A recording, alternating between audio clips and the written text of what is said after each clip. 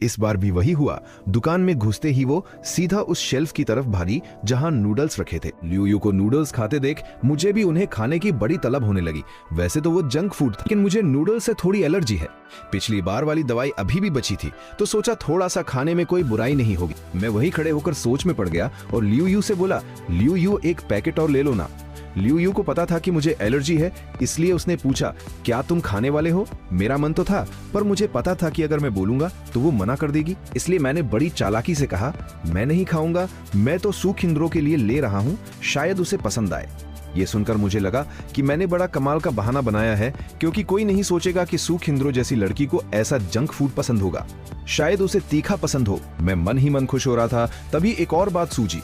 अगर मैं खुद खाऊंगा तो मुंह से महक आएगी, तो मुझे ड्रिंक भी लेनी पड़ेगी। इसलिए मैंने पूछा, क्या तुम कोई कोल्ड ड्रिंक पी रही हो? लियू यू ने फिर मजाक में कहा, क्यों, क्या सू चिंगरो ने तुम्हें ड्रिंक लाने के लिए भी कहा है? मैंने कहा, नहीं, मेरा अपना मन है, उसके लिए भी पानी की बोतल ले लूंगा। मेरी बात सुनकर दिमाग में अचानक एक बिजली सी कौंधी। मैं तो भूल ही गया था कि सू किंग्रो के पास ना तो कार्ड है और ना ही बोतल। तो फिर वो मुझसे कार्ड मांग क्यों रही थी? क्या वो सच में मेरा भला करना चाह रही थी? मैं सक पका गया और लियू यू भी कंफ्यूज हो गई। मुझे तो खुद समझ नहीं आ रहा था, तो मैंने सिर हिलाकर कहा, कुछ नहीं, बस सू किंग्रो के लिए भी पानी ले लेता हूँ। तुम्हें क्या चाहिए? मैंने झटपट चीजें उठाई और लियू यू ने अपना सामान ले ही लिया था। फिर हम सब बिल काउंटर की तरफ बढ़ गए और मैंने अपनी चीजें भी ले ली। और दूसरी तरफ उस अनजान कोने में जैसे ही हम दूर हुए, एक लड़का बड़ी गहरी सोच में खड़ा था। उसका फोन अभी भी मैसेजिंग ऐप पर खुला था, जहां एक छोटी सी चैट थी। आज म्यूजिक रूम में जो लड़की दिखी, क्या वो जांग यिचन की गर्लफ्रेंड है? पहले कभी नहीं देखी। रिप्लाई आया पता नहीं, लेकिन सुना है कि शाओ चन की क्लास में कोई नया स्टूडेंट्स आया है। मैंने उन्हें ऑफिस की तरफ बुक्स और यूनिफॉर्म के साथ जाते देखा था। शायद वही होगी। उस लड़के ने काफी देर तक कुछ हिचकिचाते हुए उसने एक और कांटेक्ट की प्रोफाइल खोली और मैसेज भेजा, क्या तुम जानते हो कि ग्रेड 10 में जो नया स्टूडेंट आया है उसका नाम क्या है? दूसरी तरफ से तुरंत जवाब आया, अगर तुम उस पॉपुलर स्टूडेंट्स की बात कर रहे हो तो हाँ, उसका नाम सू किंग्रो है। फिर मैसेज आया, चंगे, तुम तो कभी इन फालतू बातों में दिलचस्पी नहीं लेते थे, आज इस नए स्टूडेंट में इतनी रुचि क्यों ले रहे हो? अनयचन ने जवाब दिया, कुछ नहीं, गलतफहमी हो गई थी। जब मैं और लियू यू क्लास में लौटे तो बस क्लास शुरू होने ही वाली थी, इसलिए स्नैक्स को मैंने लंच ब्रेक तक के लिए रख दिया। मैं झोला भरकर स्नैक्स लाया और सू किंग्रो की अजीब सी नजर के बीच बैठ गया। मैंने शर्मिंदा होकर सफाई दी, पूरे दिन के लिए है, एक बार में नहीं खाऊंगा और मुझे दोस्तों में भी बांटना है, मैं इतना ज्यादा नहीं खाता। ये सुनकर सू किंग्रो ने कोने से हल्का सा होठ टेढ़ा किया। मैंने तो कुछ कहा भी नहीं। मैं ठंडे दिमाग से बोला, तुम्हारी आंखों ने सब बयां कर दिया, तुम सोच रही थी कि मैं कितना बड़ा पेटू हूँ। मेरी बात खत्म होते ही मैंने देखा कि सू किंग्रो ने एक आईब्रो ऊपर की। अब बहुत देर हो चुकी थी। सू किंग्रो ने सिर हिलाया, सच तो यही है। मैं झल्लाहट में आकर वो सोडा वाटर की बोतल निकाली जो मैं उसके लिए लाया था और उसकी गोद में फेंक दी। मैंने तो उसके लिए सोचा था और वो मन में मुझे मोटा बोल रही थी। बदला तो बनता है। सू किंग्रो ने अपनी तरफ आई सोडा की बोतल को एक हाथ से पकड़ लिया और हैरान रह गई। उसे वाकई उम्मीद नहीं थी कि मैं उसके लिए कुछ लाऊंगा। उसने बोतल देखी और फिर मुस्कुराते हुए हल्के टोन में बोली, थैंक यू जांग तोंगस्यो, जांग क्लासमेट। मैं सोच रहा था कि लंच ब्रेक से पहले वाली बात पूछ लूं, लेकिन तभी बेल बज गई और लाओ शी चिन टीचर अंदर आ गए। मुझे चुप होना पड़ा। लाओ शी चिन आज सिर्फ हिंदी क्लास ही नहीं ले रहे थे, बल्कि उन्होंने क्लास के पहले 10 मिनट में एक छोटी सी मीटिंग भी बुलाई। उन्होंने इस महीने की परीक्षा का सारांश दिया और उन मिडिल लेवल के छात्रों की खूब तारीफ की जिन्होंने मेहनत की थी। साथ ही उन्होंने उन टॉपर्स को एक चेतावनी भी दी कि ज्यादा घमंड न करें, वरना बहुत जल्दी पीछे छूट जाओगे। मुझे लगा कि वो मुझे ही ताना दे रहे हैं, इसलिए मैंने शर्म के मारे सिर झुका लिया। आखिरकार क्लास खत्म हुई तो मैं टेबल पर सिर रखकर सो गया। वैसे तो कल मेरी परफॉर्मेंस अच्छी थी, लेकिन सू किंग्रो के आने से मुझे जो धक्का लगा था उसकी वजह से मुझे नींद नहीं आ रही थी। लेकिन आज जब मैंने पूरी तरह मान लिया था कि वो अजीब लड़की मेरी पुरानी दोस्त है, तो नींद आना तो लाजमी था। मैं सोते वक्त भी हाथ में पेन लेकर दिखावा कर रहा था। पेन की नोक खुली थी और नीचे की तरफ थी। जैसे ही मुझे गहरी नींद आई, मेरा हाथ फिसल गया और पेन की नोक सीधे मेरे चेहरे की तरफ हो गई। पीछे की तरफ काफी शोर हो रहा था। मैं उस शोर से हिलने लगा। चेहरे पर मुझे कुछ गुदगुदी सी महसूस हुई। सपने में मुझे किसी की हल्की हंसी सुनाई दी। सू चिंग्रो मुझे बेसुध होकर अपने चेहरे पर पेन से चित्र बनाते हुए देख रही थी। वे उसे मजे से देख रही थी और मुझे जगाने का उसका कोई इरादा नहीं था। यहाँ तक कि वो अपना फोन निकालकर फोटो खींचना भी चाहती थी, लेकिन तभी उसे याद आया कि कल ही लाओ शी चिन ने फोन जब्त कर लिए थे, तो उसे थोड़ा पछतावा हुआ। मैं अभी भी अनजाने में हाथ हिला रहा था और मेरे चेहरे पर काली स्याही का जाल और भी बड़ा हो गया था। जल्दी ही मैं एक फ्लावर फेस कैट जैसा दिखने वाला था। सू चिंगरो ने खूब मजा ले लिया था और अब वो दया खाकर मेरे हाथ से पेन लेने वाली थी।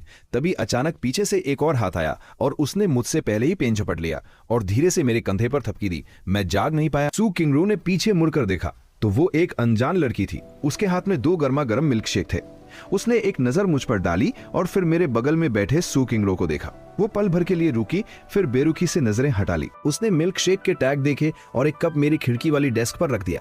तभी लियू यू वहां आ गई। उसकी नजर उस लड़की की वजह से मुझ पर नहीं पड़ी। लियू यू ने चिल्लाकर कहा, अरे यांग यूटिंग, तुम्हारे। यांग यूटिंग ने मुस्कुराते हुए दूसरा मिल्क शेक लियू यू को थमाया। ये लो तुम्हारे लिए, थैंक्स टिंगजिए, तुम्हें याद रहा कि मैं भी हूँ। लियू यू खुशी से खिल उठी। वो और तारीफ करने ही वाली थी कि उसे याद आया कि सू चिंगरो पास ही बैठा है, तो वो चुप हो गई। लियू यू को लगा कि यहाँ का माहौल किसी लव ट्रायंगल जैसा बन गया है और जांग यीतन उसका हीरो है। तभी लियू यू ने देखा कि मैं डेस्क पर सो रहा हूँ और मेरे चेहरे पर काले निशान हैं।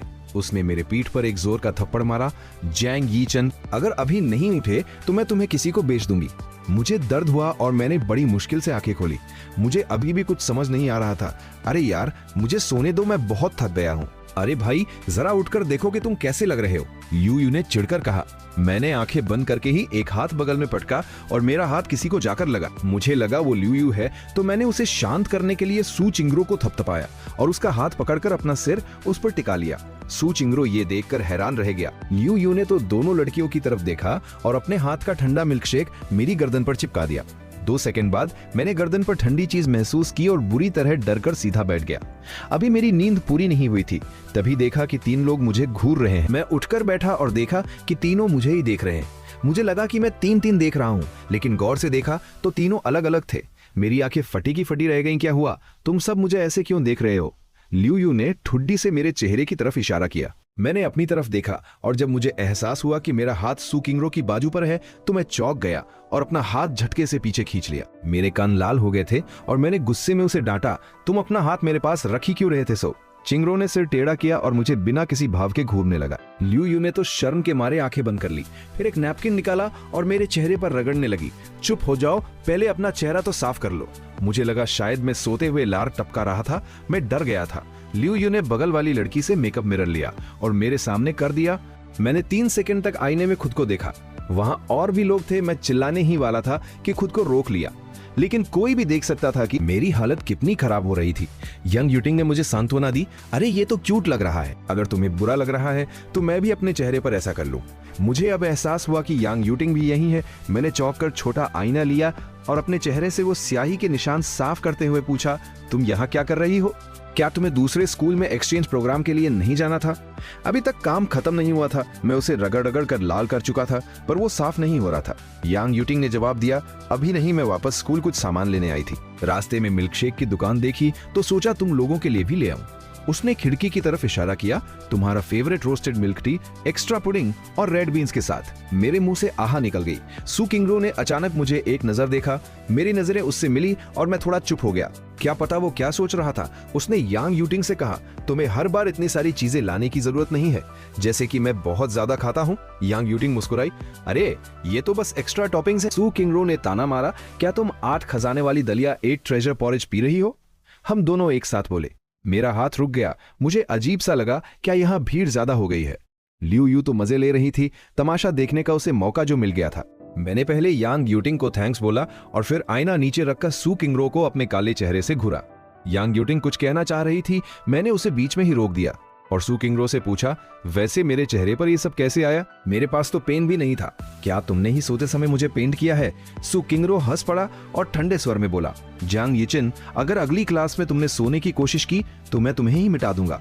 यांग यूटिंग ने सू चिंगरो को देखकर खुद ही कहा, ये उसने नहीं किया, मुझे गलत मत समझो। जब मैं आई तो मैंने तुम्हारे हाथ से पेन लिया था। मैंने कहा, ओ। सू चिंगरो ने उसे एक तिरछी नजर से देखा। यांग यूटिंग फिर बोली, जाओ टॉयलेट में जाकर मुंह धो लो, ऐसे नहीं साफ होगा। लियू यू ने भी मेरा साथ दिया। हाँ, स्नैक्स और मिल्कशेक भी ले चलो, धोने के बाद हम सीधा प्लेग्राउंड में बैठकर खाएंगे। मैंने सिर हिलाया, टेबल से स्नैक्स निकाले और बैग से अपना वॉलेट निकाला। पैसे क्यों निकाल रहे हो?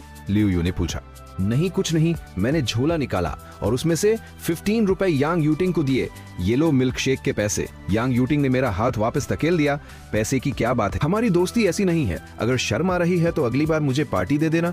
मैंने सोचा ये भी ठीक है, इसलिए पैसे वापस रख लिए। पीछे अब सन्नाटा था। शोर शराबा अब दूर हो चुका था। दुनिया हर पल बदलती है, लोग भी बदलते हैं। उसने धीरे से नीचे देखा, हल्का सा मुस्कुराया और फिर उठकर चला गया। हम सब प्लेग्राउंड में पेड़ की छांव में बैठ गए। मैंने और लियू यू ने स्नैक्स के पैकेट खोले। यांग यूटिंग ने एक चिप्स मुंह में डाली और पूछा, जियांग यीचन, तुम्हारा नया डेस्कमेट? मैंने पहले कभी इसे हमारी क्लास में नहीं देखा। मैंने सोचा और वही दोहराया जो मैंने दूसरों से सुना था, एक होनहार छात्र, टैलेंटेड और हैंडसम। फिर खुद की राय जोड़ी, देखने में तो चमक दमक है, लेकिन असल में वो तो बस एक बदमिजाज और बदतमीज लड़का है। लियू यू चौंक गई। आधे दिन में ही तुमने उसके साथ क्या क्या एक्सपीरियंस कर लिया? मुझे उसके बारे में इतनी कम राय देते देख वो हैरान थी। बहुत कुछ हो चुका था, लेकिन यांग यूटिंग के सामने मैंने ज्यादा कुछ नहीं कहा और बस सिर हिला दिया। मेरे चेहरे के वो काले निशान झूठे नहीं थे। यांग यूटिंग थोड़ा निश्चिंत हो गई। उसे लगा कि असली बात वो लियू यू से प्राइवेट में पूछेगी। हम सबने स्नैक्स यांग यूटिंग के साथ शेयर किए और जल्दी ही आधे से ज्यादा खत्म कर दिए। यांग यूटिंग कचरा फेंकने गई तो लियू यू ने मुझसे पूछा, क्या तुम सू चिंगरो के साथ इतने जल्दी कंफर्टेबल हो गए? हाँ, बहुत जल्दी। शुक्रिया सू चिंगरो का, जिसकी उस बदतमीज और अजीब पर्सनालिटी ने हमारी सालों से ठहरी हुई जिंदगी में खलबली मचा दी है। मैं मन ही मन बड़बड़ा रहा था, तभी लियू यू को जम्हाई लेते देख मैंने चुपके से नूडल्स का एक पैकेट उसकी जेब में डाल दिया। लियू यू को पता भी नहीं चला। जैसे ही वो कुछ और पूछने वाली थी, यांग यूटिंग वापस आ गई। मैंने फौरन बात बदली। लो, काफी समय हो गया, अब क्लास में चलना चाहिए। यांग यूटिंग ने अपनी घड़ी देखी। अभी लंच ब्रेक में 15 मिनट बाकी है, मुझे वॉशरूम जाना है। ठीक है, फिर मैं भी चलती हूँ, बाद में तुमसे मिलती हूँ, बाय। मैंने और लियू यू ने हाथ हिला के उसे विदा किया। जैसे ही वो गई, मैंने लियू यू को कोहनी मारी, तुम चलो, मैं प्लेग्राउंड का वॉशरूम हो आता हूँ। लियू यू हैरान थी, क्या सच में वॉशरूम जाना है? मुझे लगा तुम बहाना बना रहे हो। मैं सकपका गया। मुझे लगा उसने देख लिया कि मैंने नूडल्स का पैकेट चुराया है। मैं हकलाते हुए बोला, बहाना क्यों करूंगा भाई। लियू यू भी मन ही मन सोच रही थी कि क्या मैंने उसका कोई राज पकड़ लिया है, इसलिए उसने उस पर ध्यान नहीं दिया। कोई बात नहीं, मैं चलती हूँ, टाइम का ध्यान रखना, लेट मत होना। हम दोनों अलग अलग दिशाओं में गए। मैं एक शांत कोने में पहुंचकर नूडल्स खाने का इंतजार नहीं कर पाया। लियू यू सोच रही थी कि दोबारा कभी किसी के लिए हेल्पर नहीं बनेगी। ये लड़का वाकई बहुत सीधा है। नूडल्स लियू यू के थे और मैंने पहले कभी नहीं खाए थे, इसलिए पहली ही बाइट में मुझे इतनी जोर की मिर्ची लगी कि मैं खांसने लगा। इतना तीखा।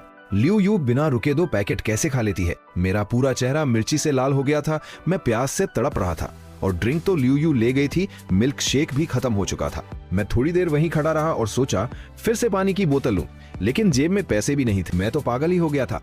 सोचा कैंटीन के सामने जाकर देखूं, शायद कोई जान पहचान वाला मिल जाए और 2 रुपए उधार मिल जाए। जैसे ही मैं पेड़ के पीछे से मुड़ा और कुछ कदम चला, मैंने पास के छोटे से स्टेज पर एक आकृति को अपनी तरफ पीट करके बैठे देखा।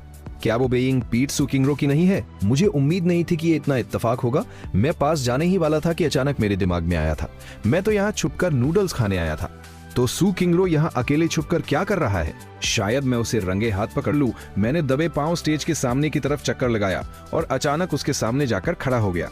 सू चिंगरो चौंक गया। उसने बड़ी फुर्ती से अपने मुंह से कुछ निकालकर अपने पीछे छिपा लिया। उसने इतनी तेजी से किया कि मैं बस एक सफेद रंग की चीज देख पाया, लेकिन उसी हरकत की वजह से मेरी नजर उसके मुंह की तरफ गई। कुछ तो सफेद सा वो खा रहा था। अरे बाप रे, सू चिंगरो के मुंह में कुछ दबा हुआ है और वो उसे मुझसे छुपाने की कोशिश कर रही है। ये क्या हो सकता है? जैसे ही मुझे एहसास हुआ कि सू चिंगरो सिगरेट पी रही है, मेरा तो पूरा मूड ही खराब हो गया। मैं थोड़ा झिझकते हुए खड़ा था। मुझे बिल्कुल उम्मीद नहीं थी कि ऐसी सिचुएशन होगी। देखो, मुझे इसका राज तो मिल गया था, लेकिन सच बताऊं, मुझे ऐसा राज बिल्कुल नहीं चाहिए था। तभी सू चिंगरो की आवाज आई, भैया तुम यहाँ क्या कर रहे हो? मैं थोड़ा हकलाते हुए बोला, मैं वॉशरूम आया था। सू चिंगरो एक बहुत ही अजीब और शरारती मुस्कान के साथ बोली, झूठ बोल रहे हो, तुम अपनी प्यारी बड़ी बहन का पीछा कर रहे हो क्या? उसे देखकर मुझे यकीन हो गया कि वो पक्का सिगरेट ही पी रही है। मैंने थोड़ा परेशान होते हुए उसकी बातों को इग्नोर किया और सीरियस होकर बोला, मैं किसी को कुछ नहीं बताऊंगा। सू चिंगरो की हरकतें अचानक रुक गईं और उसकी वो हंसी गायब हो गई कि आवाज थोड़ी अजीब लग रही थी। तुम्हें लगता है मुझे फर्क पड़ता है कि तुम बताओगे या नहीं? उसका दाहिना हाथ अभी भी जिद की तरह पीछे छुपा हुआ था। मैंने जो देखा वो स्कूल के नियमों के खिलाफ था। मेरी जुबान लड़खड़ा गई, पर मैं वो शब्द नहीं बोल पाया। मैंने उसे समझाने वाले अंदाज में कहना शुरू किया, अगर किसी को पता चला तो बहुत बड़ी मुसीबत हो जाएगी और इसका असर तुम्हारे भविष्य पर पड़ेगा। पिंगयुआन स्कूल में तुम्हारे मार्क्स इतने अच्छे हैं, हो सकता है तुम्हें हाई स्कूल में सीधा एडमिशन मिल जाए। सू चिंगरो ऐसे रिएक्ट कर रही थी जैसे उसे हंसी आ रही हो। उसकी आवाज में एक अजीब सा खनक था। वो बोली, तुम मेरे बारे में काफी अच्छा सोचते हो ना? मैंने मुंह फेरते हुए कहा, सिर्फ तुम्हारे मार्क्स की बात कर रहा हूँ। सू क्विंगरो ने झट से कहा, मेरा नेचर भी बहुत अच्छा है। अब वो फिर से बात घुमा रही थी। मुझे गुस्सा आ गया और मैंने मुट्ठी भींच ली। क्या तुम थोड़ा सीरियस हो सकती हो? अगर मुझे तुम पहले से नहीं पता होती तो मैं तुम्हारी फिक्र क्यों करता? अगर एडमिशन तुम्हारा होना भी है तो मेरा क्या लेना देना है? मेरी बात सुनकर सू क्विंगरो ने अपना सिर झुका लिया। उसके कंधे और छाती हिल रहे थे। मैं डर गया। मुझे लगा कि कहीं ये सनकी इतनी नाजुक तो नहीं कि मेरी डांट से रोने लगी। मैं पूरी तरह घबरा गया। अरे क्विंगरो, तुम प्लीज ऐसे मत करो, मैं किसी को नहीं बताऊंगा। मैं ये कहते हुए उसके करीब गया, ये देखने के लिए कि उसका चेहरा कैसा है। अचानक सू क्विंगरो ने अपना सिर ऊपर उठाया और उसके चेहरे पर एक ऐसी मुस्कान थी जो पूरी तरह खिल चुकी थी। उसके सफेद दांत और वो सुंदर चेहरा सूरज की रोशनी में और भी चमक रहा था। उसे देखकर मेरी धड़कनें तेज हो गईं। मैं बस उसे एकटक देखता ही रह गया। सू क्विंगरो पागलों की तरह हंस रही थी। उसका पूरा शरीर हंसी के मारे कांप रहा था और वो अचानक मेरी तरफ झुक गई। हम एक दूसरे के काफी करीब आ गए थे। सू क्विंगरो की आंखों में शरारत थी। तुम्हें सच में लगता है मैं इतनी बेवकूफ हूं कि स्कूल के प्लेग्राउंड में आके सिगरेट पीऊंगी? मैं सक पका दिया। तो फिर तुम वहां क्या कर रही थी? मैं धीरे धीरे होश में आया और तभी महसूस हुआ कि हम दोनों के बीच की दूरी कुछ ज्यादा ही कम है। तो वह एक कदम पीछे हट गया। सू क्विंगरो ने ध्यान नहीं दिया। उसने अपना दाहिना हाथ निकाला और उसे अपने मुंह के पास ले गई। ऐसा लग रहा था जैसे वो हंसते हंसते अब शांत हो गई है। उसके मुंह में एक सफेद डंडी जैसी चीज थी, लेकिन उसने उसके बावजूद साफ बोला। वो अभी भी उसी जानी पहचानी दिलकश और अनोखी सू क्विंगरो वाली स्टाइल में बोली, लिटिल चैन चैन, ये लॉलीपॉप है। क्या तुम्हें स्कूल की रूल बुक का वो नियम याद है? और जैसे ही मैंने देखा कि उसके मुंह में क्या है, मेरा पूरा चेहरा शर्म से लाल हो गया। मैं इतना गुस्से में था और इतना शर्मिंदा भी कि एक शब्द नहीं निकला। बस वहां से भाग जाना चाहता था। तभी उसने मेरा हाथ पकड़ लिया। अरे रुको तो, सू क्विंगरो ने धीमी और कोमल आवाज में मुझे बहलाया। अगले ही पल उसने मेरे हाथ में कुछ थमा दिया। मैंने नीचे देखा तो पाया कि वो एक और कैंडी थी। उसने फिर से शरारती अंदाज में हंसते हुए कहा, क्विंगरो दीदी के पास एक और टॉफी है। 2 सेकंड तक वो चुप रही, फिर से उसे हंसी आने लगी। ये तुम्हें देती हूँ, अब किसी को बताना मत, मुझे एडमिशन चाहिए। मेरे हाथ में वो लॉलीपॉप था और मैं बुरी तरह चिढ़ गया था। सू क्विंगरो की हंसी ऐसे गूंज रही थी मानो उसे दुनिया की सारी खुशी मिल गई हो। उसके साथ साथ मेरी भी हंसी छूट गई। मैं अपने आप को रोक नहीं पाया और उसके साथ हंसने लगा। हालांकि हाथ में लॉलीपॉप पकड़े हुए मुझे गुस्सा भी आ रहा था।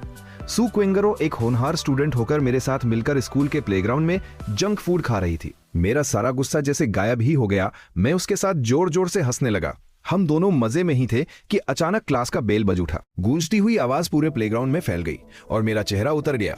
बर्बाद हो गए, मैं तो क्लास के बारे में भूल ही गया था। मैं चिल्लाया, सू क्विंगरो, तुम अभी भी हंस रही हो? चलो जल्दी भागो, केमिस्ट्री टीचर बहुत खड़ूस है। सू क्विंगरो धीरे धीरे हंसना बंद करते हुए बोली। अरे डरते क्यों हो? उसने मुझे एक ऐसा इशारा किया मानो उसके पास कोई प्लान है। मैम आ गए। केमिस्ट्री टीचर जो पढ़ा रही थी उन्होंने मुड़कर दरवाजे की तरफ देखा। इतनी देर क्यों हो गई? मैं बिना डरे बोला, मैम नए स्टूडेंट का एडमिशन प्रोसेस चल रहा था। टीचर को काम था तो मैं उन्हें लेकर अलग अलग ऑफिस गया था। सू क्विंगरो मेरे पीछे खड़ी थी और उसके हाथ में कुछ पेपर्स थे। केमिस्ट्री टीचर ने उसे देखा और कुछ नहीं कहा, बस बोली, अंदर आ जाओ। हम दोनों शालीनता से अपनी जगह पर जाकर बैठ गए। पूरी क्लास हमें घूर रही थी, लेकिन सू क्विंगरो के प्लान और मेरी समझदारी के कारण हम सब कुछ मैनेज कर गए। हालांकि पूरी क्लास में सिर्फ लियू यू ही था जो अपनी आंखें फाड़े हमें देख रहा था, मानो उसे यकीन ही नहीं हो रहा कि हम दोनों साथ कैसे लौटे। उसके दिमाग में एक ही सवाल चल रहा था, ये दोनों साथ में क्या कर रहे थे? क्या इनके बीच कुछ चल रहा है? इसी उलझन में पूरा क्लास निकल गया। लियू यू ने पूरी क्लास के दौरान हमारे सिर के पीछे कम से कम 50 बार देखा होगा। केमिस्ट्री टीचर को भी गुस्सा आ गया और उन्होंने टोक दिया, अंतिम बेंच वाले लड़के, क्या तुम्हें गर्दन में मोच आ गई है? लियू यू शर्मिंदा होकर सिर हिलाने लगा। मेरी केमिस्ट्री उतनी अच्छी नहीं है, इसलिए मैं या तो दूसरों से सवाल पूछता रहता हूँ या फिर नहीं समझ आने वाली चीजों पर चर्चा करता हूँ। बीच में मुझे ऑफिस जाकर हिंदी का होमवर्क भी बांटना पड़ा। मैं किसी घूमते हुए लट्टू की तरह काम में लगा था। सेल्फ स्टडी के दौरान जब सिर्फ 5 मिनट बचे थे और सब जाने की तैयारी में थे, मैं इधर उधर देख रहा था कि कोई मुझे ये सवाल समझा दे। सू क्विंगरो को शायद और बर्दाश्त नहीं हुआ। उसने मेरी टेबल पर उंगली मारकर कहा, तुम दूसरों से क्या पूछ रहे हो? वो लोग खुद अपने काम में बिजी होंगे और जितना टाइम तुम यहाँ वहां भागने में खराब कर रहे हो, उतने में तो मैं तुम्हें इसके कई स्टेप्स समझा देती। मैंने सिर हिलाया, बात तो सही थी। सू क्विंगरो ने फिर से मेरी मेज थपथपाई। तुम मुझसे क्यों नहीं पूछते? क्या तुम्हें नहीं लगता कि मैं एक स्कॉलर की तरह दिखती हूँ? मैंने अपने होंठ सिकोड़े और मुझे याद आया कि सू क्विंगरो के मैथ्स में फुल मार्क्स आए थे। मैंने आज तक किसी को फुल मार्क्स लाते नहीं देखा था। हालांकि इस बार सू क्विंगरो ने सिर्फ 3 ही पेपर दिए थे और रिजल्ट सिस्टम में नहीं चढ़ा था, लेकिन जिसका मैथ्स इतना अच्छा हो उसके बाकी सब्जेक्ट्स खराब हो ही नहीं सकते। मुझे फिर भी लगा कि सू क्विंगरों की नीयत कुछ ठीक नहीं है। मैंने आंखें घुमाते हुए कहा, क्या तुम इसलिए चिढ़ रही हो क्योंकि मैं बार बार इधर उधर जा रहा हूँ? सू क्विंगरों ने मना नहीं किया। उसने अपनी 3 खूबसूरत उंगलियां हवा में लहराते हुए बेपरवाही से कहा, एक सवाल के 3 रुपए लगेंगे। मैंने कहा, ठीक है, लेकिन मुझे पहले एक डेमो तो लेने दो। कोचिंग में भी तो फ्री ट्रायल मिलता है। लेकिन सू क्विंगरों ने बड़े आराम से कहा, अब मेरा मन नहीं है पढ़ाने का। मैं चौंक गया और गुस्से में उसकी तरफ घूमा। क्या तुम मेरा मजाक उड़ा रही हो? सू क्विंगरों ने बिना घबराए कहा। अभी जो मैंने कहा वो मजाक ही था। मैं और गुस्सा हो गया। वो कितनी ढिठाई से मान रही है कि वो मुझे बेवकूफ बना रही है। मैं उसे कुछ कहने ही वाला था कि मुझे उसके शब्दों का मतलब समझ आया। अगर वो ये कह रही है कि मेरा मन नहीं है, ये मजाक था, तो इसका मतलब है कि वो असल में मुझे पढ़ाना चाहती है। फिर सू क्विंगरों ने कहा, एक सवाल के 3 रुपए वाली बात भी मजाक थी। मैं कंफ्यूज हो गया। भाई साफ साफ बोलो ना। सू क्विंगरों ने अपना सिर घुमाया और होठों पर वो शरारती मुस्कान लेकर बोली, एक बहन अपने भाई को पढ़ा रही है, इसमें पैसे कैसे ले सकती हूँ? ये तो मेरा फर्ज है। ये कहते ही उसने मेरे हाथ से केमिस्ट्री की शीट ले ली। उसकी इस बात ने मेरे दिल की धड़कनें तेज कर दी। ये बदलाव बहुत अचानक था। मैंने एक लंबी सांस ली और कोशिश की कि मेरी ये घबराहट उस बला की खूबसूरत लड़की को न दिखे। हंसी मजाक अपनी जगह है, लेकिन सू क्विंगरों ने क्लास खत्म होने के बाद मुझे केमिस्ट्री के वो दोनों सवाल बहुत अच्छे से समझा दिए। दोपहर बहुत जल्दी बीत गई और फिर आखिरी क्लास शुरू हुई, जो कि फिर से सेल्फ स्टडी थी। मैंने अपनी आंखों के नीचे मसाज की और पानी पीकर फिर से सवालों में डूब गया। जब आखिरी सवाल पर पहुंचा तो फिर फंस गया। मैंने बुक में देखा, फिर भी समझ नहीं आया, तो मैंने सू क्विंगरों की आस्तीन खींची। क्लास में सन्नाटा था, इसलिए हमें फुसफुसा के बात करनी पड़ रही थी। मैंने उसके करीब जाकर पूछा, सू क्विंगरों, क्या तुम मुझे ये सवाल फिर से समझा सकती हो? इतने करीब से उसका वो कातिलाना चेहरा देखकर मेरा पूरा शरीर जम गया। दिमाग पूरा सवालों में लगाने के बाद मैं थोड़ा नॉर्मल हुआ था, लेकिन अब फिर से मेरा दिल काबू में नहीं रहा। सू क्विंगरों को कोई फर्क नहीं पड़ रहा था। वो मुझे पढ़ाने में मग्न थी। इस सवाल का ये हिस्सा जरूरी नहीं है। स्टेप्स ऐसे लिखो, मैंने कहा था ना कि तुम भूल जाओगे। सू क्विंगरों ने कोई रिस्पॉन्स न पाकर ऊपर देखा। मेरा चेहरा लाल हो गया था और उसकी नजरें मुझ पर टिकी थी। मैं थोड़ा घबरा गया। सू क्विंगरों रुकी और अपनी पेन से मेरी बाईं आंख के नीचे इशारा किया। यहाँ बहुत लाली है। मैं शर्मिंदा होकर बोला, तुम ही लाल हो रही हो। सू क्विंगरों हंस पड़ी। अब देखो, तुम्हारा पूरा चेहरा लाल हो गया। मैंने उसके खूबसूरत चेहरे को देखकर कहा, क्या तुम अपना चेहरा थोड़ा बदल सकती हो? इस चेहरे को देखकर बात करना बहुत मुश्किल है। वो नहीं मानी। सू क्विंगरों ने पेन नीचे रखा और मुस्कुराते हुए बोली, अगर मैं चेहरा बदल लूंगी तो फिर लिटिल चैन चैन को 2 बातों में ही लाल कैसे कर पाऊंगी? मैंने आंखें बंद की और गहरी सांस ली। अपनी चेहरे की गर्मी कम करने की कोशिश की। खुदा गवाह है, उसका ये चेहरा बहुत खतरनाक है। मैंने फिर से आंख के नीचे खुजली की और तब मुझे एहसास हुआ कि सू क्विंगरों ने जहां इशारा किया था वहां मुझे मच्छर ने काटा था। ये सिर्फ मच्छर का काटना था, मैं ही फालतू का सोच रहा था। जो गर्मी कम हुई थी वो फिर से बढ़ गई। वहां बहुत खुजली हो रही थी। मैं उसे रगड़ नहीं सकता था, इसलिए टिश्यू पेपर से दबाने लगा। मुझे ऐसा करते देख सू क्विंगरों का चेहरा थोड़ा गंभीर हो गया। उसने अपनी ठुड्डी पर उंगली रखी और मुझे इशारे से देखा। वो और करीब आ गई, मेरे पूरे चेहरे का बारीकी से निरीक्षण करने लगी। अरे गाल पर भी। वो अचानक रुक गई, एक लंबी सांस ली और बोली, चलो मेडिकल रूम चलते हैं। मैंने उस जगह को छुआ, पता नहीं ये सिर्फ साइकोलॉजिकल था या कुछ और, लेकिन सच में वहां जलन हो रही थी। क्या ये मच्छर के काटने से ही था? मुझे अचानक वो तीखी चटपटीला तियाओ याद आई जो मैंने सुबह खाई थी। मेरी आवाज धीरे धीरे धीमी होने लगी। सू क्विंगरों को कुछ शक हुआ। उसने बिना किसी भाव के मुझे घूरते हुए पूछा, क्या याद आया तुम्हें? मैं सच बोलने की हिम्मत नहीं जुटा पाया। शायद पराग पोलन से एलर्जी है। सू क्विंगरों का चेहरा बहुत अजीब था। वो कुछ बोलती हुई अपना सामान पैक करने लगी। वो फूल फिर कितने सुंदर थे कि एलर्जी हो गई। मेरी बात सुनकर मुझे बुरा लगा। वो तुमसे ज्यादा सुंदर नहीं थे। सू क्विंगरों ने भौहें सिकोड़ी। अभी तो तुम्हें एलर्जी नहीं थी। वो जैसे ही खड़ी होने लगी, मैंने फुर्ती से उसका हाथ पकड़ लिया। सू क्विंगरों मेरी डरी हुई आंखों को देखकर संतुष्ट थी। उसे जरा भी पछतावा नहीं था और वो अपनी बात जारी रखते हुए बोली, तुम्हें नहीं लगता तुम्हारे गाल और ज्यादा खुजला रहे हैं? अभी वो पहले से ज्यादा लाल हो गए हैं। मैंने दीवार पर टंगी घड़ी देखी और दुविधा में पड़ गया। लेकिन बस 15 मिनट बचे हैं स्कूल खत्म होने में, क्यों ना घर जाकर देखूं। सू क्विंगरों मुझे शांत होकर घूर रही थी। क्या तुम एक सुअर के चेहरे के साथ यहाँ से बाहर जाना चाहते हो? ठीक है, मैं मान गया और अपना बैग पैक करने लगा। मैं अभी क्लास मॉनिटर को बता के आता हूँ। मैंने कहा ही था कि सू क्विंगरों पहले ही खड़ी हो गई और क्लास के बाकी छात्रों की अजीब नजरों के बावजूद वो मॉनिटर की सीट की तरफ बढ़ गई। उसने झुककर उससे कुछ कहा, मैं उसे रोक नहीं पाया। मैंने देखा कि मॉनिटर ने मेरी तरफ देखा और सिर हिलाया। सू क्विंगरों ने भी पीछे मुड़कर मुझे ओके का इशारा किया और बाहर निकल गई। मुझे पता था कि वो बाहर मेरा इंतजार कर रही है, तो मैंने जल्दी जल्दी बैग पैक किया और बाकी लोगों की नजरों का सामना करते हुए निकल गया।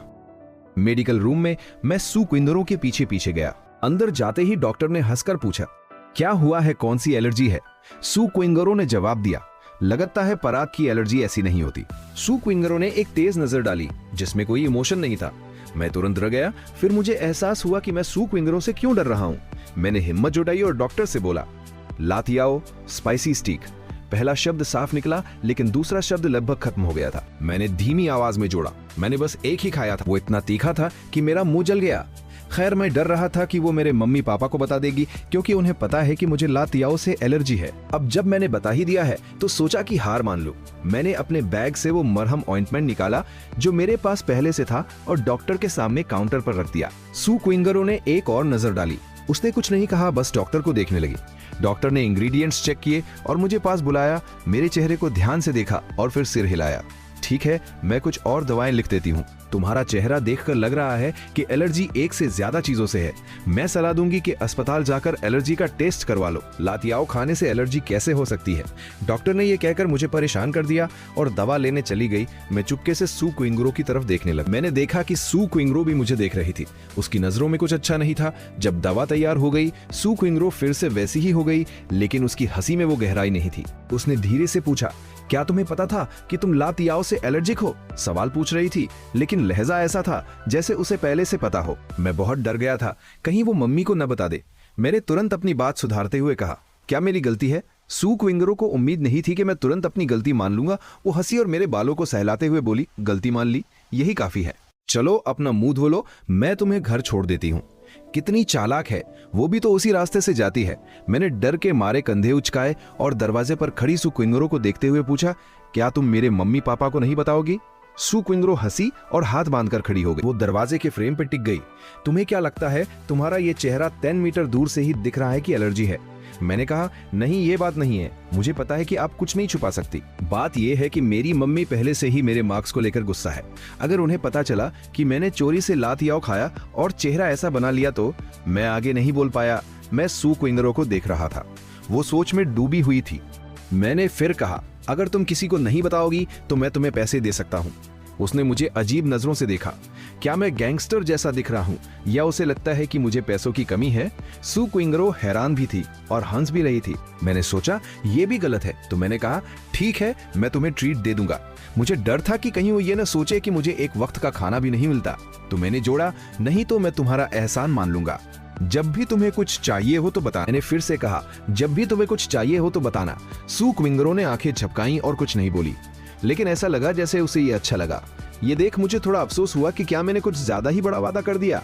तो मैंने जोड़ा, वो चीजें जो मैं कर सकूं, जो कानून, नैतिकता या समाज के खिलाफ ना हो और ना ही बहुत मुश्किल हो।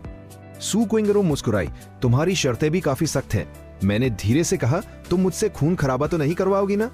चलो अब घर चलते हैं। सू क्विंगरो ने मुझे वही मास्क दिया जो उसने बाहर से खरीदा था। पराग एलर्जी वाले स्टूडेंट्स। घर पहुंचने के बाद सू क्विंगरो ने मुझे घर तक छोड़ा। मम्मी ने देखा कि मास्क के बावजूद मेरा चेहरा लाल था और वो मुझे डांटने ही वाली थी कि तभी क्विंगरो ने बात संभाल ली। आंटी ये ऑफिस जाते वक्त एक फूल की खुशबू सूंघने की वजह से एलर्जी हो गई। उसने किसी अनजान फूल का नाम भी ले लिया। सू क्विंगरो इतनी भरोसेमंद लग रही थी कि उसकी बात सुनकर मुझे खुद यकीन हो गया। सू क्विंगरो ने मम्मी को दवा के इस्तेमाल का तरीका और जरूरी सावधानियां समझाई। मेरे पापा ने सब नोट कर लिया और मैं एक छोटे बच्चे की तरह खड़ा था जो कुछ बोल नहीं सकता। मम्मी ने अचानक मुझे टोकते हुए कहा, तुम खुद क्यों नहीं बोल रहे? क्या तुम्हें बोलना नहीं आता? मैंने तुम्हें यही सिखाया है। पापा ने मम्मी को पीछे किया। क्या बोल रही हो बच्चा, पहले ही बीमार है। मैं एक तरफ चुपचाप खड़ा था। मुझे सू क्विंगरो के सामने बहुत शर्मिंदगी महसूस हो रही थी। तभी सू क्विंगरो ने बात आगे बढ़ाई, अंकल आंटी, इसमें गलती मेरी है। इचन मुझे ऑफिस का रास्ता दिखाने के लिए साथ गया था, वरना उसे ये एलर्जी नहीं होती। किसी बाहरी व्यक्ति की मौजूदगी में मम्मी ने कुछ और नहीं कहा। मेरे टेस्ट मार्क्स को लेकर उनका गुस्सा भी उन्होंने फिलहाल दबा दिया। थोड़ी देर और बात करने के बाद पापा के साथ मैं मुंह धोने चला गया और मम्मी सू क्विंगरो को छोड़ने बाहर गई। अगले दिन मैं मास्क पहनकर स्कूल गया। इन दिनों में मम्मी का गुस्सा भी शांत हो गया था। बस उन्होंने बार बार याद दिलाया कि अगली बार टॉप 100 में आना ही होगा, वरना ट्यूटर रख देंगी। शुक्रवार को लियू अम्यूजमेंट पार्क का टिकट लेकर आया और मुझसे पूछा कि क्या मैं चल रहा हूँ। केमिस्ट्री के इक्वेशन टीचर ने तो मेरी तरफ देखा तक नहीं और मैं भी नहीं गया। अगली बार मंथली टेस्ट में मुझे एनी हाउ टॉप 1% में वापस आना ही होगा, वरना मम्मी तो मेरा जीना हराम कर देंगी। ये सब सोचकर मैंने इधर उधर देखा और फिर लियू की तरफ झुककर फुसफुसाते हुए कहा, क्या तूने अपनी गॉडेस को डेट के लिए पूछा? लियू ने अपना चेहरा हाथों में छुपाकर एक शरारती सी हंसी दी। पूछ तो लिया, पर उसे लग रहा है कि सिर्फ हम दोनों होंगे तो ऑकवर्ड हो जाएगा, इसलिए उसने कहा कि कुछ और लोगों को भी साथ ले आओ। मुझे पता था ये लड़का बिना किसी मतलब के मुझे पार्टी या कुछ और ऑफर नहीं करेगा, तो मैंने उसे चिढ़ाते हुए कहा, तुझे डर नहीं लगा कि मैं ऑकवर्ड फील करूंगा? तभी सुकिंग्रो वापस आई। लियू यू ने जल्दी से उसे रास्ता दिया और गलियारे में खड़े होकर अपनी बात जारी रखी। मैंने यांग यूटिंग को भी इनवाइट किया है, तो कोई ऑकवर्ड सीन नहीं होगा। ये सुनते ही सुकिंग्रो के होंठ हल्के से मुस्कुरा गए और उसके दिमाग में एक दिलचस्प ख्याल आया। वो अचानक सीधी होकर मेरी तरफ देखने लगी, लेकिन मेरा ध्यान उसकी तरफ नहीं था। मैंने लियू यू से पूछा, यांग यूटिंग तो एक्स्ट्रा ट्रेनिंग में बिजी थी ना? लियू यू ने जवाब दिया, उस दिन उसकी छुट्टी है। मैंने नीचे देखते हुए अपनी पढ़ाई जारी रखी। मेरी तो उस दिन कोई छुट्टी नहीं है। लियू यू गिड़गिड़ाने लगा, अरे यार भाई, तू मेरी ये छोटी सी ख्वाहिश पूरी कर देना।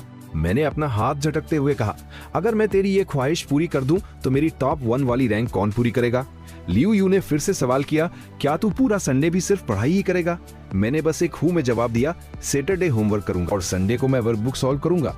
लियू यू ने मेरे लिए प्लान सेट कर दिया। अच्छा सुन, तू फ्राइडे की शाम और सैटरडे सुबह अपना होमवर्क निपटा ले और सैटरडे दोपहर को मेरे साथ अम्यूजमेंट पार्क चल। संडे को अपना वर्कबुक कर लेना। मैंने सीरियस होकर सोचा और सच कहूं तो यह आइडिया बुरा नहीं था, तो मैंने मजबूरी में एक कदम पीछे खींचते हुए पूछा, तेरे पास कितनी टिकट्स हैं? लियू यू हंसते हुए बोला, 6 टिकट्स हैं। मैंने कुछ सोचते हुए कहा, तब तो तुझे कुछ और लोगों को भी बुलाना चाहिए, सिर्फ मेरे और यांग यूटिंग के होने से काफी अजीब लगेगा। लियू यू ने सिर हिलाया, ठीक है, तो मैं के झेन को बुला लेता हूँ। कि झेन पास के ही दूसरे क्लास का लड़का है। मिडिल स्कूल से हम दोनों साथ में थे, तो हमारी बॉन्डिंग काफी अच्छी। लियू यू के हाथ में अब आखिरी टिकट बची थी। अब ये एक टिकट किसे दूं?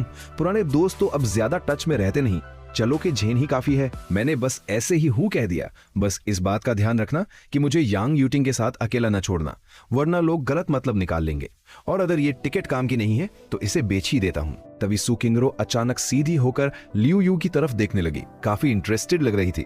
क्या ये टिकट मुझे मिल सकती है? ये सुनते ही मैं इक्वेशन लिखने में बिजी था, मेरी हरकत रुक गई। यू तो एकदम हैरान रह गया। उसके खूबसूरत चेहरे को देखकर वो बस बेवकूफों की तरह हंसने लगा और बिना सोचे समझे हाँ बोल दी। फिर उसने बड़ी खुशी खुशी वो टिकट सुकिंग्रो को दे दी। सुकिंग्रो ने उसे थैंक यू कहा। लियू यू की तो जैसे सांसें ही थम गई थी। मैंने उसे डांटते हुए कहा, क्या बेवकूफी कर रहा है, जब वापस अपनी सीट पर क्लास शुरू होने वाली है। लियू यू अभी भी खोया हुआ सा वापस गया। मैंने पेन नीचे रखा और सुकिंग्रो के हाथ में वो टिकट देखी और बिना सोचे पूछ बैठा, क्या तुझे अम्यूजमेंट पार्क जाना पसंद है? सुकिंग्रो ने टिकट को देखते हुए बड़े आलस भरे अंदाज में कहा, ठीक ठाक है। जब से मैं वापस आई हूं, मैंने एयरपोर्ट, स्टेशन, स्कूल और घर के अलावा और कुछ नहीं देखा, तो सोचा थोड़ा बाहर घूम लूं और देख लूं कि देश अब कितना बदल गया है। उसका ये रीजन काफी सॉलिड था। मैंने सिर हिलाते हुए कहा, पिछले कुछ सालों में काफी कुछ बदल गया है, तुझे वाकई घूमना चाहिए। सुकिंग्रो ने मुझे एक नजर देखा और अचानक कुछ याद आया। मैंने उसकी तरफ देखा, वो कुछ सोच रही थी। सुकिंग्रो ने मुझे तिरछी नजर से देखा और अचानक पूछने लगी, हमारी क्लास की चू शिनियाओ कहाँ है? वो अचानक रुक गई, जैसे उसे नाम याद नहीं आ रहा हो। मैंने उसे हिंट दिया, चू में गया। हाँ। सुकिंग्रो ने धीरे से सिर हिलाया। क्या वो दोनों बहनें हैं? मैंने आगे कहा, नहीं, बस उनके नाम मिलते जुलते हैं और कोई रिश्ता नहीं है। सुकिंग्रो मुस्कुराई, उसकी आंखों में कुछ यादें तैर रही थी। वो दोनों शक्ल में भी काफी मिलती जुलती है। मैंने अजीब नजरों से उसकी तरफ देखा, फिर अपनी प्रैक्टिस नोटबुक की तरफ मुड़ गया। मन ही मन उसे टोकने का मन हुआ, पर कंट्रोल कर लिया। आखिर में मैंने खुद को रोक नहीं पाया और ईमानदारी से कहा, अगर तू चाहे तो मैं तुझे ब्रेक में चू में गया सीनियर से मिलवा सकता हूं। शायद तूने किसी और को याद कर लिया हो। सुकिंग्रो ने बिना किसी भाव के पूछा, क्या तू चू मेगियाओ सीनियर के साथ काफी क्लोज है? मैंने सिर हिलाया, हाँ, काफी अच्छी जान पहचान है। मेरे आर्ट्स सब्जेक्ट के टॉपिक्स वही क्लियर करवाती है। सुकिंग्रो ने मुझे देखते हुए पूछा, क्या वो तेरी ट्यूटर है? मैंने हाथ हिलाते हुए मना किया, नहीं, ट्यूटर तो नहीं कह सकते, और कुछ सोचा पर क्या बोलता, सीधा बोल दिया, बस एक बहुत अच्छी सीनियर है। सुकिंग्रो ने ओ कहा, तो फिर वो तेरे साइंस के सब्जेक्ट्स में मदद क्यों नहीं करती? वो आर्ट्स की स्टूडेंट है। जवाब देते ही मुझे एहसास हुआ और मैं हैरान होकर उसे देखने लगा। तुझे उसके बारे में इतनी दिलचस्पी क्यों है? सुकिंग्रो का टोन बहुत ही न्यूट्रल था, बस ऐसे ही पूछ लिया। क्यों? क्या मुझे गॉसिप करने की इजाजत नहीं है? मैं काफी शौक था, जैसे मैं सुकिंग्रो को पहली बार देख रहा हूं। गॉसिप? ये तो नहीं था उम्मीद। मैं बस उसे देखता रह गया, इतना तो मैंने सोचा ही नहीं था। मैंने ऊपर से नीचे तक सुकिंग्रो को घूरा और एक थोड़ा अजीब लेकिन तर्कसंगत ख्याल मेरे दिमाग में आया। सुकिंग्रो ने मुझे एक मुस्कान के साथ देखा, जैसे वो मेरे मन की बात पढ़ रही हो, और मेरे कुछ कहने से पहले ही टोक दिया, तुझे पता है ना कि बिना सोचे बोलने का क्या अंजाम होता है। मैंने चुपचाप अपना मुंह बंद किया और बिना एक शब्द बोले वापस इक्वेशन लिखने में लग गया। अगली क्लास के ब्रेक में लियू यू फिर वापस आया। उसने बताया कि झैन को वीकेंड पर काम है तो वो नहीं आ पाएगा और पूछा कि क्या मैं और सू किंगरो 5 लोगों के साथ ठीक रहेंगे। सू किंगरो ने हाथ हिलाकर कहा, मुझे कोई दिक्कत नहीं है। मैंने भी सोचा और कह दिया, मुझे भी कोई प्रॉब्लम नहीं है। लियू यू ने टिकट पर टाइम देखा। ठीक है, तो हम दोपहर 3 बजे अम्यूजमेंट पार्क के गेट पर मिलते हैं। प्लान फाइनल हो गया। शनिवार की दोपहर को सू किंगरो ने अपने बाल दो हेयर ड्रायर से सुखाकर उन्हें चोटी बनाकर कानों के पीछे सेट किया और फिर कपड़े चुनने लगी। अम्यूजमेंट पार्क जा रहे हैं, शायद दौड़ना कूदना पड़े तो स्कर्ट पहनना सही नहीं होगा, जीन्स ही बेस्ट है। पर क्या जीन्स पहनना बहुत कॉमन नहीं हो जाएगा?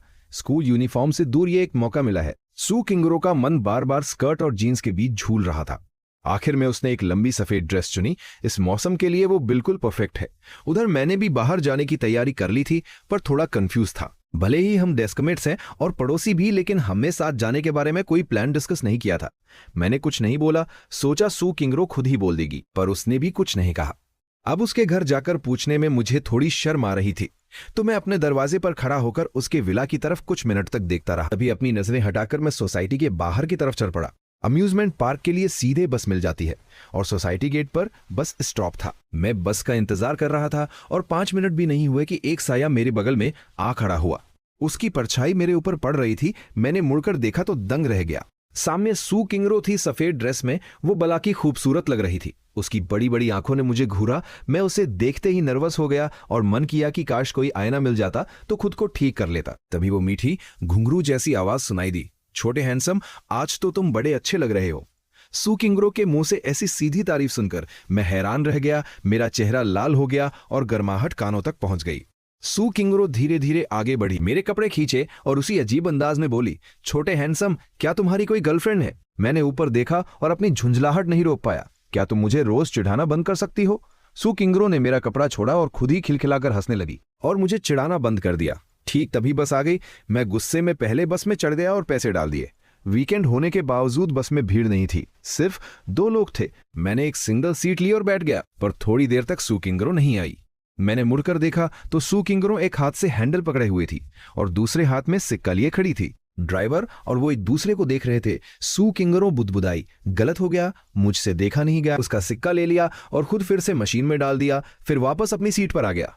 सू किंगरो मेरे पीछे ही बैठ गई। बस चलने लगी। मैं खिड़की से बाहर देख रहा था। बाहर का नजारा बदल रहा था। एक सड़क पार करते हुए चेरी ब्लॉसम के फूल हवा में उड़ रहे थे। पूरी दुनिया जैसे गुलाबी हो गई थी। मैंने अपना फोन निकाला और कुछ फोटो क्लिक की। जब फोटो चेक की तो देखा कि कुछ फोटो के कोने में 2 उंगलियां आ रही थी जो पूरे सीन को खराब कर रही थी। मैंने मुड़कर देखा तो सच में सू किंगरो विक्ट्री साइन बना रही थी और मेरी तरफ देख रही थी। मैंने उसे घूरा, क्या कर रही हो? सू किंगरो ने अपना हाथ अपने चेहरे के पास रखा, पोज बनाया और मुस्कुरा दी, ये तुम्हें वापस क्लिक करने का मौका दे रही हो। पिछली बार की बात कर रही थी जब उसने सड़क पर मेरी फोटो ली थी। मैं तो भूल ही चुका था। मैंने हाथ आगे बढ़ाया, अपना फोन लाओ दिखाओ कैसी फोटो ली है। मुझे पता था फोटो अच्छी तो नहीं ही होगी। सू किंगरो ने अपनी आंखें घुमाई। मैं फोन नहीं लाई। मुझे यकीन नहीं हुआ। तुम बाहर घूमने आई हो और फोन नहीं लाई? सू किंगरो ने सिर हिलाया, टोन में थोड़ी शिकायत थी। बाहर घूमने आई हूं, फोन क्या करूं? सू किंगरो ने काफी देर तक वी साइन बनाकर रखा। जब देखा कि मैं फोटो नहीं ले रहा तो उसने याद दिलाया, तुम्हें सिर्फ एक मौका मिल रहा है, इसकी कद्र करो। कौन सा मौका? मैंने पूछा। सू किंगरो मुस्कुरा दी, मेरी फोटो खींचने का मौका। मैं 2 सेकंड तक रुक गया, शिकायत करने ही वाला था। मैंने वी साइन बनाए सू किंगरो को देखा। वाकई बहुत खूबसूरत लग रही थी, पर यह कैसी फोटो? फिर भी उसकी सुंदरता के आगे हार मानकर मैंने फोन उठाया। जैसे ही शटर दबाने वाला था, लेंस में वो मेरी तरफ देख के मुस्कुरा दी, लाल होंठ और चमकते दांत, बेहद खूबसूरत। पर मेरा हाथ कांप गया और फोटो ब्लर हो गई। मैंने फिर से कोशिश की। इस बार फोटो अच्छी आई थी। मैंने एक बार देखा, फिर बिना रुके दूसरी बार और फिर तीसरी बार। सू किंगरो ने अपना हाथ मेरे सीट के पीछे रखा, चेहरा करीब लाकर देखने लगी। मैं जल्दी से पावर बटन दबा दिया और स्क्रीन बंद कर दी। देखना है, पहले वो फोटो मुझे सेंड करो जो तुमने मेरी ली थी। सू किंगरो ने हूं ठीक है, फिर रहने दो। मैंने उसे डराया, तुम्हें डर नहीं लगता कि मैं तुम्हारी बहुत बुरी फोटो खींच लूं? नहीं, सू किंगरो ने बिना सोचे जवाब दिया। मैं हैरान था क्यों। सू किंगरो ने आंखें उठाई और एक शरारती मुस्कान के साथ बोली, क्योंकि तुमने अभी मेरी फोटो को 3 बार गौर से देखा है। तुम्हारी नजरें भी बड़ी तेज हैं। मैं मुंह घुमाकर बैठ गया, मन बना लिया कि रास्ते भर बात नहीं करनी है। सू किंगरो ने मेरे कंधे पर थपकी दी, इतना शर्माओ मत। मैंने लंबी सांस ली और आगे की तरफ झुक गया ताकि वो मुझे छू न सके। अगर हो पाता तो मैं अपने कान बंद कर लेता या सू किंगरो के मुंह पर ताला लगा देता। हमारा घर पार्क से ज्यादा दूर नहीं था, बस जल्दी ही पहुंच गई। अनाउंसमेंट होते ही मैं जल्दी से नीचे उतरा। सू किंगरो भी पीछे पीछे आ गई। मैंने उसे देखा, अपना वादा याद रखा और उतरते ही बात शुरू कर दी। क्या मैं तुमसे एक सवाल पूछ सकता हूं? तुम पहले हमेशा टोपी क्यों पहनती थी? एक बार जब मैं दो लड़कियों के पास से गुजरा था तो उन्हें यही डिस्कस करते सुना था। एक ने पूछा, पड़ोस की क्लास की सू किंगरो हमेशा टोपी पहनकर क्यों आती है? दूसरी ने आंखें घुमाकर कहा, कूल दिखने के लिए और क्या। सू किंगरो को शायद उम्मीद नहीं थी कि मैं ये पूछूंगा। उसने मुझे आराम से देखा। मुझे पता था कि वो कुछ भी बोलेगी, कुछ अजीब ही होगा। सू किंगरो का टोन बहुत शांत था। बहुत से लोग मुझे घूरते हैं तो छुपना पड़ता है। मैं हैरान होकर बोला, अगर कोई तुम्हें देखता है तो तुम्हारा क्या नुकसान होगा? सू किंगरो ने मुझे घूरा और अचानक हंसने लगी। अच्छा, अब तुम दूसरों की तरफ से बोल रहे हो? अरे छोटे हैंडसम, कहीं तुम भी तो उनमें से एक नहीं? छोटे हैंडसम सुनकर मेरे बदन में सिहरन दौड़ गई, रोंगटे खड़े हो गए। मैं तुरंत पार्क की तरफ चलने लगा। मैंने तय कर लिया था कि पार्क तक पहुंचने तक मैं इस आत्ममुग्ध लड़की से बात नहीं करूंगा।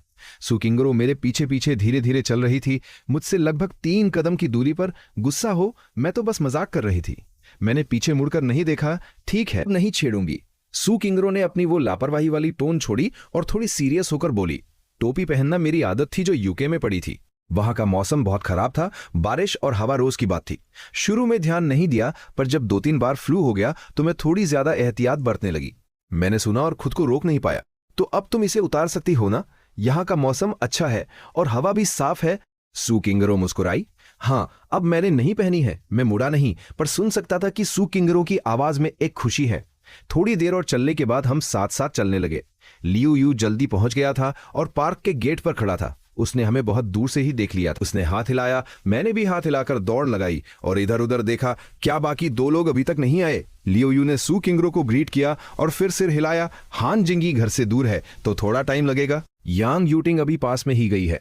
मैंने उसके कंधे पर हाथ मारा। हान जिंगई को तुम इंतजार क्यों करवा रहे हो? लियो यू ने घड़ी देखी और मूर्खों की तरह हंसने लगा। अपनी सफाई देने के लिए तैयार था। क्या हम जल्दी नहीं आ गए? अभी तो मिलने का समय भी नहीं हुआ है। मैंने उसे तिरस्कार भरी नजरों से देखा। किसने कहा था कि जो लड़कियां टाइम पर नहीं आती वो सच्ची नहीं होती? लियू यू शरारती होकर बोला, ये अलग केस है। जो तुमने कहा था वो तब होता है जब लड़की लड़के को पसंद करती है। मेरा केस ये है कि मैं उसे पसंद करता हूं, पर उसे शायद उतनी पसंद नहीं है जितनी मुझे है। तो जल्दी आ गया तो क्या हुआ? मैंने उसे थम्स अप दिया। सू किंगरो बगल में खड़ी होकर कुछ सोच रही थी। लियू यू ने मेरी तरफ ऊपर से नीचे देखा। जीन चेन, आज तो तुम बहुत हैंडसम लग रहे हो। तुम्हारे स्टाइल ने तो तुम्हारी पर्सनैलिटी को 4 चांद लगा दिए हैं। मैं हंसते हुए बोला, तुम भी कम हैंडसम नहीं हो। बात करते ही किसी ने दूर से आवाज दी, जियांग यूचेन। लियू यू मुड़कर देखा तो यांग यूटिंग सड़क के दूसरी तरफ खड़ी थी। एक हाथ में बड़ा सा प्लास्टिक बैग था और वो हमें हाथ हिला रही थी। सू किंगरो ने एक नजर डाली, जल्दी से अपनी नजरें हटा ली। यांग यूटिंग की नजर हम पर पड़ी और जैसे ही उसने सू किंगरो को देखा वो रुक गई और अपनी आंखें मलने लगी। वो सड़क पार करके आई। रास्ते भर उसने बार बार सू किंगरो की तरफ देखा।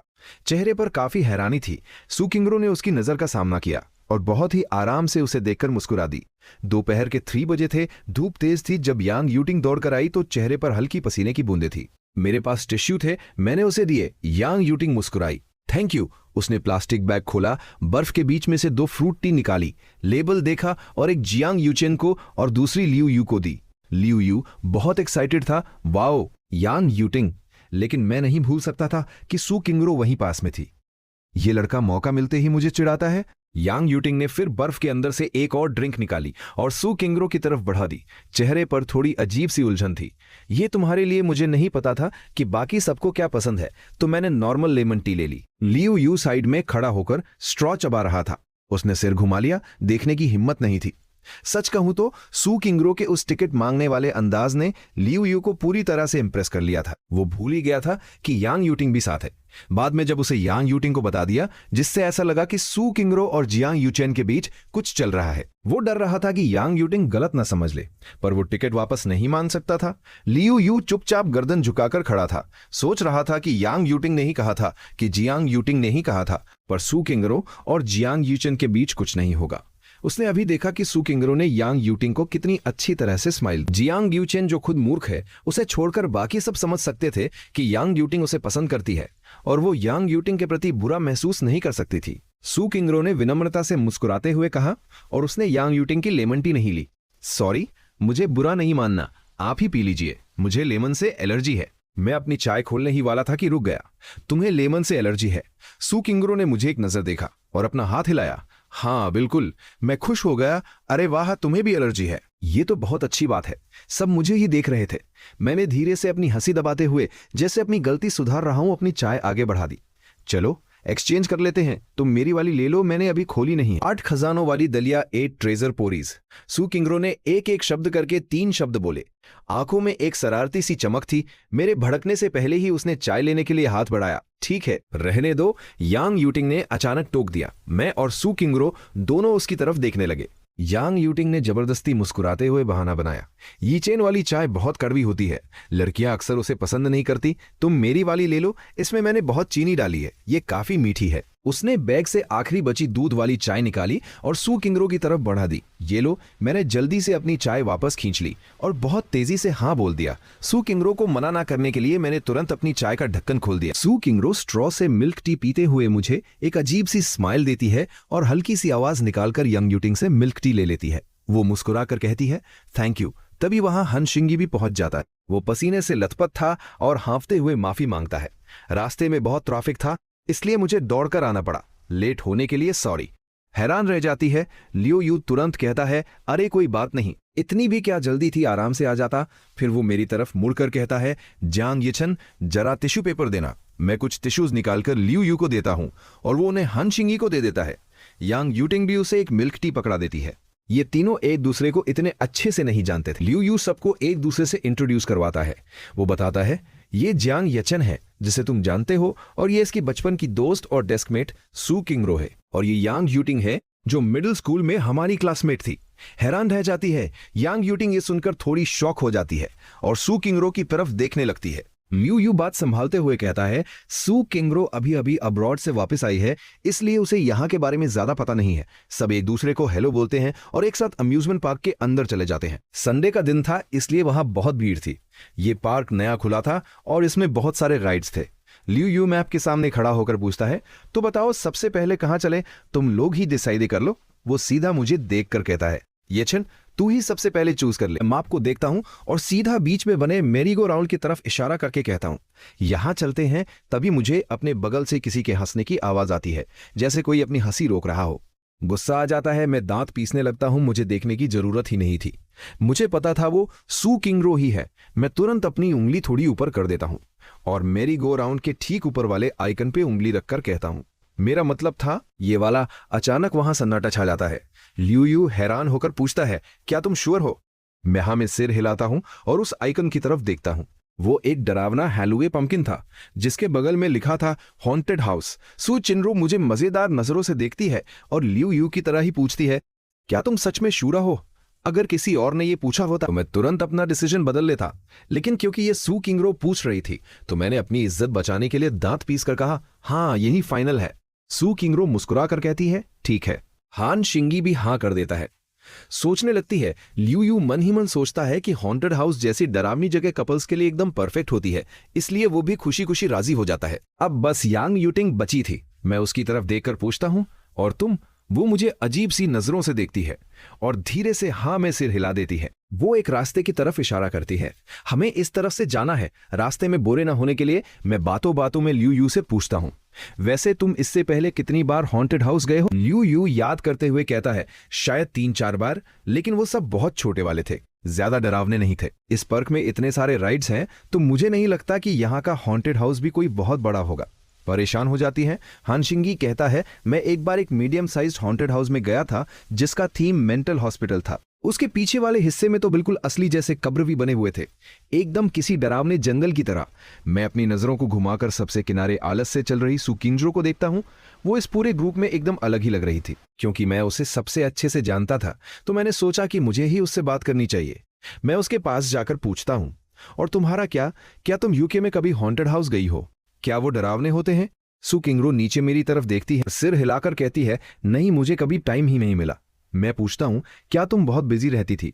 मेरी बात सुनकर सू किंगरो की आंखों में एक चमक आ जाती है और वो बहुत ही नॉर्मली जवाब देती है, सब ठीक ही था, बस स्कूल का काम बहुत होता था और वहां हवा भी बहुत तेज चलती है तो बाहर निकलना थोड़ा मुश्किल होता था, इसलिए मैं ज्यादा घूमने नहीं जाती थी। लेकिन हाँ, एक बार हमारे स्कूल ने एक इवेंट रखा था और वहां से सिर्फ 10 मीटर की दूरी पर एक असली कब्रिस्तान था। शौक हो जाती है। ये सुनकर मैं एकदम सुन्न रह गया। सिर्फ 10 मीटर? मैं खुद को रोक नहीं पाता और कहता हूं, अरे तो फिर कब्रिस्तान में रहने और वहां रहने में क्या ही फर्क रह गया? क्या तुम्हें आधी रात को डर नहीं लगता था? क्या तुमने कभी नहीं सोचा कि पड़ोस वाले भूत रात को तुम जिंदा लोगों से मिलने आ सकते हैं?